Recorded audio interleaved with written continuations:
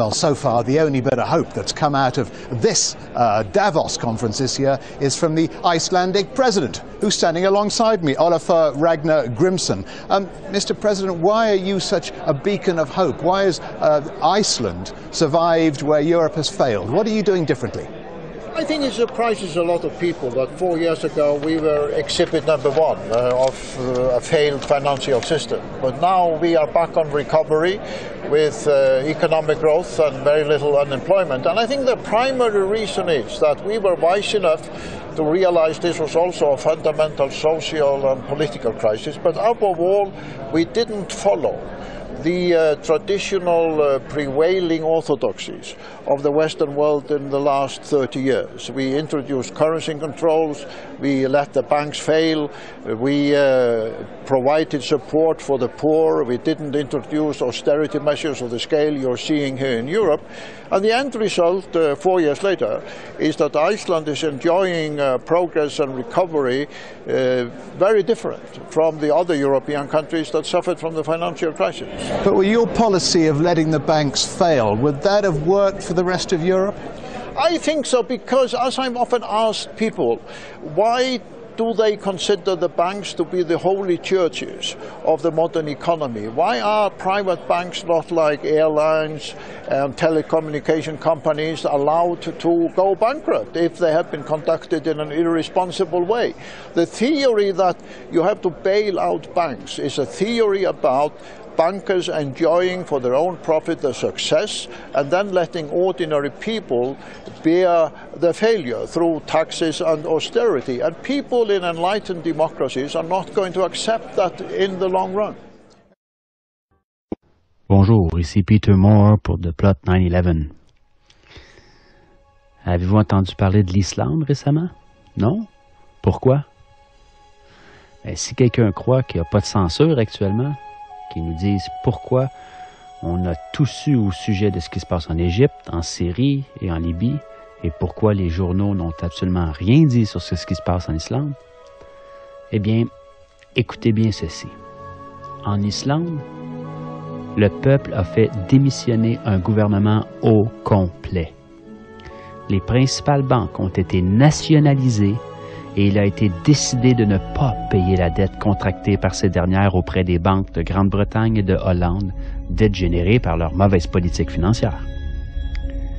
Une assemblée populaire vient d'être créée pour réécrire la Constitution, et tout cela pacifiquement. Toute une révolution contre le pouvoir qui a conduit à cette crise. Voilà pourquoi rien n'a été publié. Depuis plusieurs mois, puis même on pourrait dire depuis 2 ans, là, on n'a pas vu grand-chose. Que se passera-t-il si les citoyens du monde en prenaient exemple? Brièvement, voici l'histoire des faits. 2008, la principale banque du pays est nationalisée. La monnaie s'effondre, la bourse suspend son activité, le pays est en banqueroute. 2009, les protestations citoyennes contre le Parlement font que des élections anticipées sont convoquées. Elles provoquent la démission du premier ministre et en bloquent de tout le gouvernement. La situation économique désastreuse du pays persiste. Par le biais d'une loi, il est proposé à la Grande-Bretagne et à la Hollande le remboursement de la dette par les paiements de 3 500 millions d'euros. Un montant qui doit être payé mensuellement par toutes les familles islandaises là, pendant les 15 prochaines années, un taux d'intérêt de 5 %. 2010, le peuple descend à nouveau dans la rue et demande que la loi soit soumise à référendum. En janvier 2010, le président refuse de ratifier cette loi et annonce qu'il y aura une consultation populaire. En mars, le référendum a lieu et le non au paiement de la dette remporte 93 % des voix. Pendant ce temps, le gouvernement a entamé une investigation pour régler juridiquement la responsabilité de la crise. Les détentions de plusieurs banquiers et cadres supérieurs commencent. Là, je parle de prison, là. Oui, on n'est pas tous des mauviettes. Il y a des gens qui se tiennent, il y a des gens avec des colonnes vertébrales sur la terre, là. On n'en parle pas des médias, bien sûr, mais ça existe. Interpol lance une enquête et tous les banquiers impliqués quittent le pays. C'est comme des rats qui quittent le navire, là. Dans ce contexte de crise, une assemblée est élue pour rédiger une nouvelle constitution qui reprend les leçons apprises de la crise et qui se substitue à l'actuelle, qui est une copie, dans le fond, de la constitution danoise.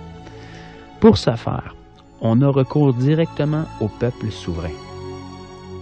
On élit 25 citoyens sans filiation politique parmi les 522 qui se sont présentés aux candidatures. Pour cela, il faut être majeur et recueillir le soutien de 30 personnes. Assez simple. L'Assemblée constituante commence ses travaux en février 2011 afin de présenter, en partant des avis collectés dans les diverses assemblées qui ont eu lieu dans tout le pays, un projet de grande charte. Elle doit être approuvée par l'actuel Parlement ainsi que par celui qui sera constitué après les prochaines élections législatives. Voici en bref l'histoire de la Révolution islandaise.